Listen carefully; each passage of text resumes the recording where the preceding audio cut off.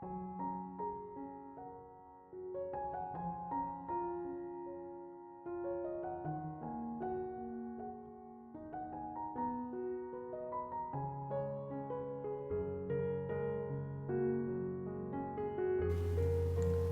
Ibu, saudara-saudari, adik-adik kaum muda yang terkasih, jumpa lagi dengan saya, Pastor Jack dari Rumah Retret Batam Oase Center. Kembali pada hari ini, saya mengajak Anda untuk mendengarkan dan merenungkan firman Tuhan. Mari kita tetap setia dalam mengikuti Dia dalam retret agung kita. Kita siapkan hati kita. Tuhan sertamu dan sertamu juga. Inilah Injil Yesus Kristus menurut Santo Yohanes. Dimuliakanlah Tuhan. Pada hari raya orang Yahudi, Yesus berangkat ke Yerusalem. Di Yerusalem dekat pintu gerbang domba ada sebuah kolam yang dalam bahasa Ibrani disebut Betesda. Serambinya ada 5, dan di serambi-serambi itu berbaring sejumlah besar orang sakit. Ada di situ seorang yang sudah 38 tahun lamanya sakit. Ketika Yesus melihat orang itu berbaring di sana, dan karena ia tahu bahwa ia telah lama dalam keadaan itu, berkatalah ia kepadanya, "Maukah engkau sembuh?" Jawab orang sakit itu kepadanya, "Tuhan, tidak ada orang yang menurunkan aku ke dalam kolam itu apabila airnya mulai goncang. Dan sementara aku sendiri menuju ke kolam itu, orang lain sudah mendahului aku." Kata Yesus kepadanya, "Bangunlah, angkatlah tilammu dan berjalanlah." Dan pada saat itu juga sembuhlah orang itu. Lalu ia mengangkat tilamnya dan berjalan. Tetapi hari itu hari Sabat. Karena itu orang-orang Yahudi berkata kepada orang-orang yang sembuh itu, "Hari ini hari Sabat, dan tidak boleh engkau memikul tilammu." Akan tetapi ia menjawab mereka, "Orang yang telah menyembuhkan aku, dia yang mengatakan kepadaku, angkatlah tilammu dan berjalanlah." Mereka bertanya kepadanya, "Siapakah orang itu yang berkata kepadamu, angkatlah tilammu dan berjalanlah?"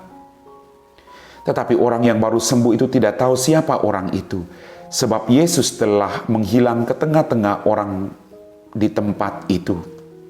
Kemudian ketika bertemu dengan dia dalam bait Allah, Yesus selalu berkata kepadanya, "Engkau telah sembuh.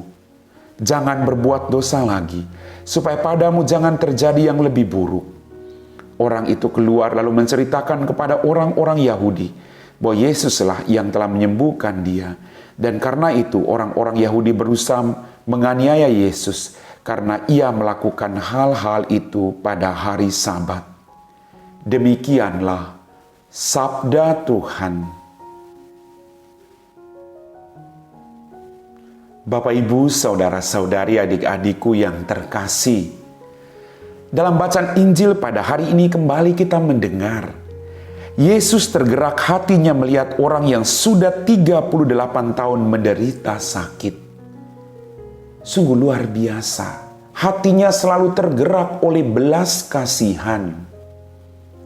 Bagaimana dengan Anda dan saya? Apakah kita juga punya hati yang berbelas kasihan terhadap orang-orang yang ada di sekitar kita? Siapapun mereka, Bapak Ibu. Hati yang berbelas kasihan terhadap orang-orang yang baik dan orang-orang yang pernah menyakiti dan melukai perasaan kita. Kehadiran Yesus membawa kesembuhan dan harapan. Maka kehadiran kita sebagai pengikut Kristus harus juga membawa harapan dan kesembuhan bagi orang-orang yang menderita di sekitar kita. Yesus menolong orang yang menderita, maka kita juga harus menolong orang yang menderita. Itulah caranya kita menggerakkan hati kita agar kelak kita boleh bersatu dengan Dia dalam kebahagiaan di surga. Bapak, Ibu, saudara-saudariku yang terkasih, Yesus menyembuhkan orang ini sekalipun pada hari Sabat. Bagi Yesus, hari Sabat adalah hari penyelamatan, hari keselamatan, hari yang penuh dengan kasih. Maka jangan berhenti untuk berbuat kasih pada hari Sabat. Banyak orang yang membutuhkan bantuan kita. Jangan berhenti untuk berbuat kasih. Jangan menunda untuk berbuat kasih dalam kehidupan kita.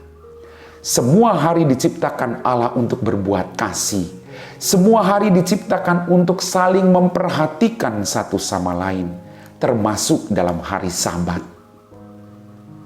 Bapak, Ibu, saudara-saudariku yang terkasih, menyembuhkan orang jauh lebih penting daripada hari Sabat. Ini yang dilakukan oleh Yesus. Maka mari kita berjuang dalam kehidupan kita menjadi pribadi-pribadi penyembuh. Pertama-tama dalam keluarga kita. Bawalah damai dalam keluargamu. Supaya keluargamu, seberat apapun pergumulan mereka, ada harapan dan sukacita dalam keluargamu. Keluargamu adalah mutiaramu. Bawalah sukacita Bapak Ibu. Amin. Bapak, Ibu, saudara-saudari, adik-adik kaum muda yang terkasih, kita telah diteguhkan oleh firman Tuhan. Mari kita siapkan hati kita untuk berdoa.